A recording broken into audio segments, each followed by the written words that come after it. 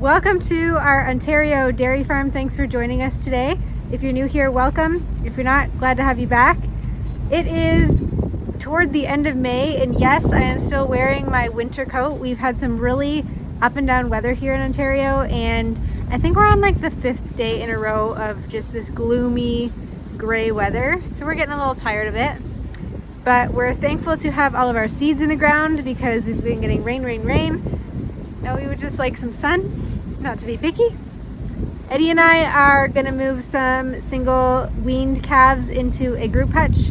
Now he's just doing something in the heifer barn with the skid steer, and then he's gonna come over, move the hutch, set it up, and then we're gonna move the calves. So this one, that one, and that one, we're gonna move into a group, as you can see by their dirty coats, ready for a move. We've been having to bed these hutches up pretty much every day with straw. So it is time for them to move on. Right, ladies? We are still using cattle scan to monitor the health of our young heifers. Cattle scan is an internal health monitoring system that measures and tracks in real time your animal's temperature, water intake, activity, and more. All of this info is sent straight to your phone through the cattle scan app. We have found cattle scan particularly helpful during the colder, wetter months like February and March, as the young heifers can battle some issues with pneumonia during that time. Before we move the calves that we're going to put in the super hutches right now, we're going to put the boluses in for cattle scan. It'll be easier to put them in the calves now that we can catch them in the single calf hutches rather than later in a couple months when they're a little wilder and we're trying to move them to the heifer barn. So we're going to get those put in now. The antenna doesn't quite reach our calf yard, so we won't be getting any data on these boluses for the calves, but once we move them into the heifer barn in a month or two after their super hutch move, then we'll be getting data instantly. We were transitioning them into our heifer barn sooner than usual through the second half of winter because we had to shut down our super hutches due to tons of snow. So we felt more at ease knowing cattle scan was monitoring the health of the heifers we were moving into the barn and would alert us if there were any concerns. We were planning to bring you along from bolus insertion, moving the heifer calf, and then for any alerts we received along with any treatments we did, but the calf we last moved didn't get any alerts. So we'll have to work on that plan so you can see the full process another time.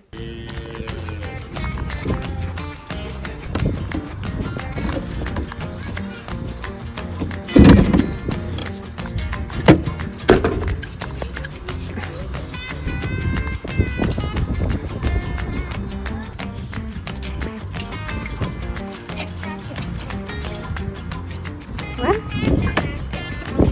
Alcohol?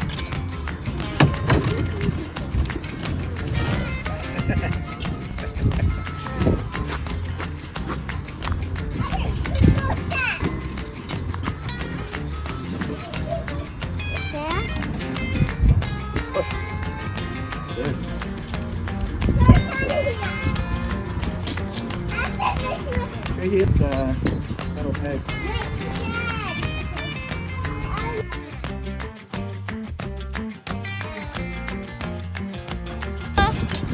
Made sense at the smooth end. I'm kind of getting the hang of this. There we go. Can you tell? Yeah, I can tell. Huh? John.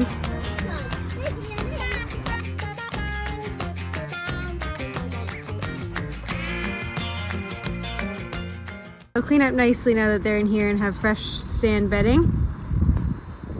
Hopefully it'll dry up a bit so we don't have to use any straw.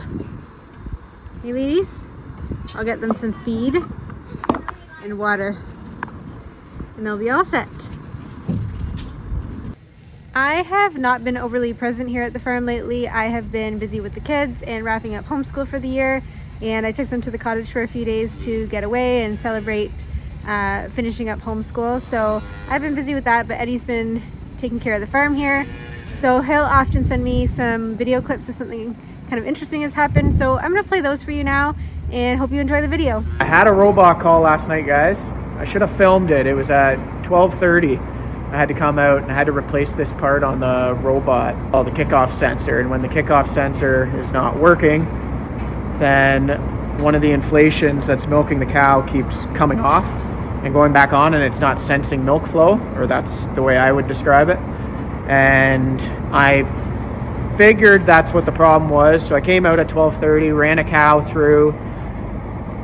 Then it wasn't working on that cow. Rebooted the robot, turned it off, the main breaker, turned it back on, reset it. It still wasn't working. Another cow went through. Then I was like, I think I know what it is. It's this kickoff sensor. So I replaced this kickoff sensor, ran a cow through, it worked fine. Ran another one through, it worked fine. So that was last night. Got done about 1:30 back in the house. So about an hour fooling around. But yeah, I did it myself. It's probably the second time I replaced a part like that. You really get into the guts of the robot with doing these kickoff sensors. So now that it's my second time doing it, I feel comfortable enough I could easily do it a third time. But yeah, it would have been cool if I would have filmed it, but I didn't have my phone with me when I came out at 12:30 last night. But anyways, so yeah, you get the odd call like that probably 2 or 3 times a year, middle of the night call, and maybe the odd time, maybe once a year, I gotta get the company out to actually help me. But last night I could figure it out.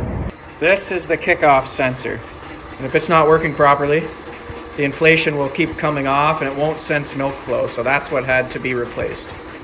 So, exciting news.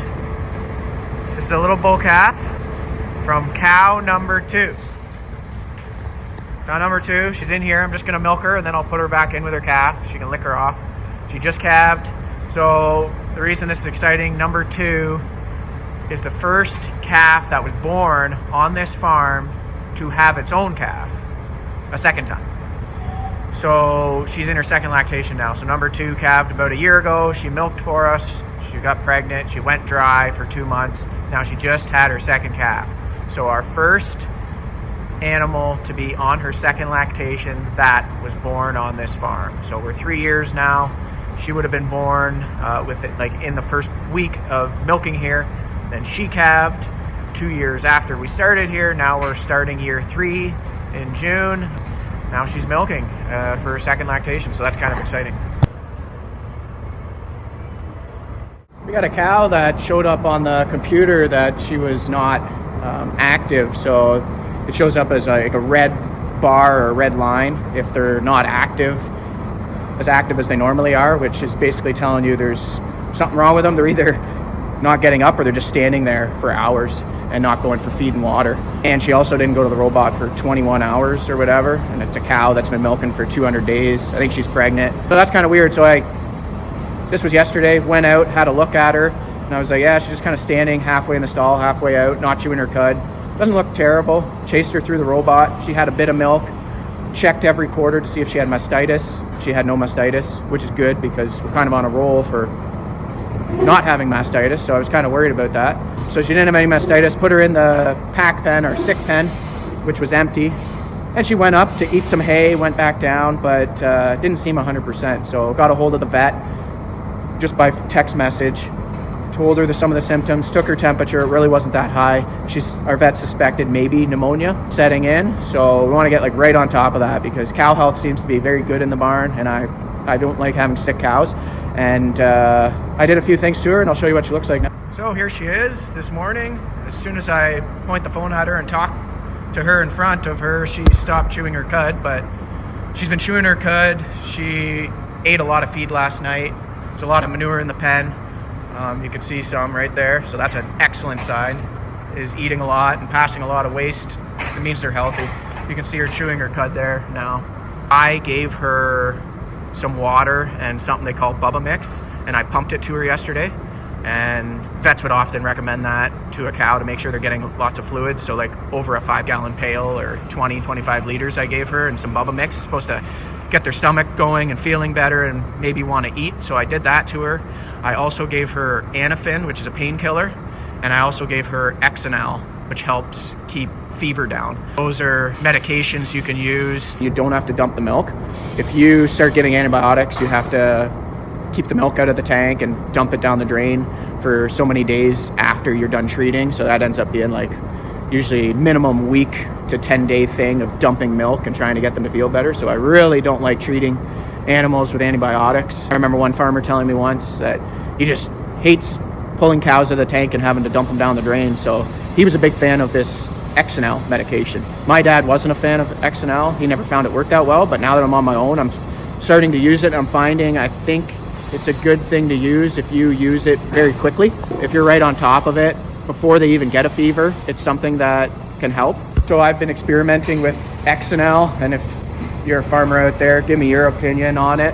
I've been using it the last year or so, and I find it works great. So this cow, I gave Xanel 25cc to her yesterday, Anafin in the muscle 20cc, and did that at 5 o'clock yesterday afternoon, and she ate a lot of feed last night. She's chewing her cud right now. Her milk was up this morning. So anyways, I'm convinced that it's making her feel better, but I don't have to dump the milk. So I won't give her Anafin again, I don't think, but Xanel is something you want to give every day for probably a minimum of 3 days. So I'll probably give it to her for 3 days, maybe 4. We'll see how it goes. I'll update you guys in a few days and see how she's doing.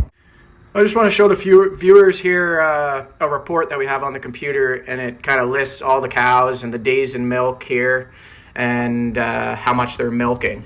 So here we got number 2. She's in her second lactation, 15 days milking, almost 55 kilos. For somebody in the US, that's like, probably 120 pounds of milk. So she's milking really good. She's only been milking for 2 weeks in her second lactation. She's number 2, second lactation. This is 34. Cow 34, 21 days milking, first lactation, so she's only ever milked 21 days in her life. She's heading to 50 kilos, 48 kilos, 21 days milking, first lactation. So for you guys in the US, 48 kilos, that's like 105 pounds. So for first lactation, like that's just wild. Even I haven't seen numbers like that before. Like the longer we're in the barn, the more we're seeing stuff like that. I got a couple here, 29, 35, that's first lactation. This is their lactation right here. And then they're 37. That's even pretty good, like at 30 days in milk. But here's another one, cow 24, or heifer 24, 69 days milking, first lactation, 47.6 kilos. Her 7-day average, 47. So another one, over 100 pounds of milk. So we're really impressed with that. They're obviously not all like that. Like here, 28, 33, like her 7-day average is 36 kilos. So I don't know, that's probably 80 pounds or 85. That was her peak at 50 days. Her peak number was that. And right now she's sitting at 33. So that's still decent, but not that great. I'd like to see them head to 40. But when they start heading to 50, that's pretty awesome. We now have the second cow that was born here on our farm that calved. Number 4, calved overnight, and she's milking away here. So the second one that was born on our farm, calving a second time, so into her second lactation. Our dog Piper has been running away lately. We've gotten a little too relaxed with her collar that beeps to get her to stay in our property. And Eddie's gone to retrieve her. Oh my. She's not being too cooperative. I did this on Sunday morning. It worked fine for me. He didn't appreciate me standing there videoing him and not coming down. They always come on the 4-wheeler. So I am out picking rocks by hand here. This new seeding field that's across the river. You can see the farms over there. Across the river here we got 30 acres. That's the sand hill that got filled in. That's how many stones I've picked off of here so far, and I probably only have 5 acres left to cover and picking up some garbage. So not too many. The big steel packer, I went over the field with that when Sam, my friend, was done putting the new seed in. And I went over with the packer because it's good to do that with the new seeding anyways, is roll your new seeding in with a heavy packer, and that pushed down most of the stones. But there's the odd one sticking up, some big ones, some that the packer bounced over, so I'm getting those. This skid steer has suspension in the loader. And I'm telling you, I would never buy a skid steer that doesn't have suspension in the loader. So you press, all these lights look like they're flashing, but they're actually not. I don't know why it looks like that. You press that button, and I'm telling you, this bucket, whole loader, the fuller it is, the bigger load you have, the more that bucket floats, and you can fly through the field. The faster you go, the smoother the ride. I would honestly never buy a skid steer that doesn't have that. I'll give you guys an update on that cow that I had on Xanel. She was kind of coming down with some pneumonia, we figure. and it is about a week after I think I started treating her with that Xanel. And here she is, number 11. She's eating away and her milk's back up. She was down to about 20 liters and now she's back up to over 30. So she just keeps going up and taking off. So I treated her for 4 days with Xanel, let her back with the herd after the 4th treatment because I could see she was going back uphill, doing well. And yeah, no worries, now she's fine. Oh, she cleaned. Her afterbirth came out, that's good. It's that big bull. And we have another one, the heifer calf. Everybody calves. Oh, look at that cute little guy.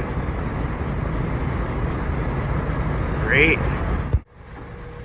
I just let her out with the herd. This is a heifer. She's only been in here for 20 minutes with the cows and she found the brush right away. She likes it. She was a twin heifer and she had a heifer calf. Number 33.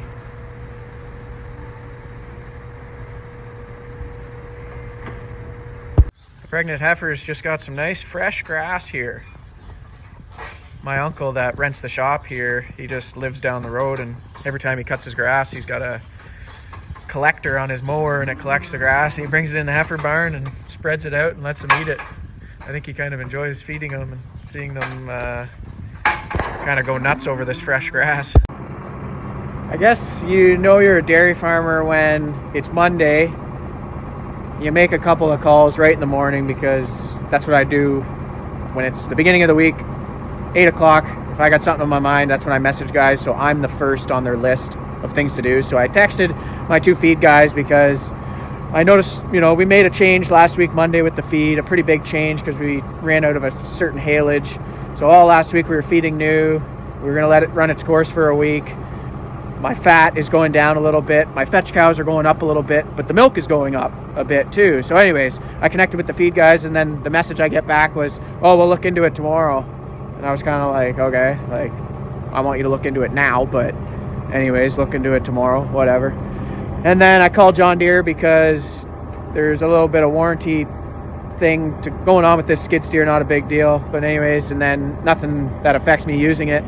And then the big tractor, they wanted to change the antifreeze in it because some warranty thing. They didn't like how the test came back on the antifreeze, so they wanted to change that. And I was like, well, whatever.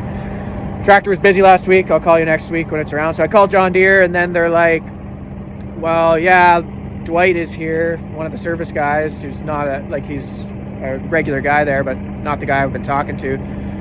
You know, so-and-so's off, and the other guy's off. And I was like, okay, well, that's kind of weird. But I was like, I can wait till tomorrow and talk to the guy I was talking to, this Taylor guy. And then I was talking to the lady that answered the phone at John Deere. I was like, I guess it's a holiday. She's like, yeah, like it's just kind of emergency stuff. I was like, well, whatever. It's not an emergency. I'll call tomorrow. But anyways, as a dairy farmer, sometimes you have that. It's a Monday. You line yourself up. You're trying to get a hold of people. They both answered me, but anyways, you just carry on with your life and you think it's a normal day, and everybody else is like the world stops because it's a holiday Monday. So anyways, I got lots of other things to take care of. I could talk to these people tomorrow, but it was just kind of funny. I've had that many times before, and it usually happens in the summer because that's when there's holidays, and you just kind of carry on as though it's a regular week. I only treat Sunday as a holiday, and every other day is the same for the most part. But anyways, that was today. It's May, I don't know, it's May 20 or May 19 or 18 or something, and I guess it's a holiday. Well, there's not a lot left. I came down to stir it up. There was a small flame going, and now it's raging again. Probably a little windy for a fire, but it's pretty far from the edge. Salt dirt around. This should take care of most of what's left. So I've been cleaning up for a half hour by hand and with the skid steer, picking up sticks. Ooh, that's hot. Thanks for watching. We hope you'll tune in next week for some more fun on the farm. Thanks for supporting dairy. See you next time.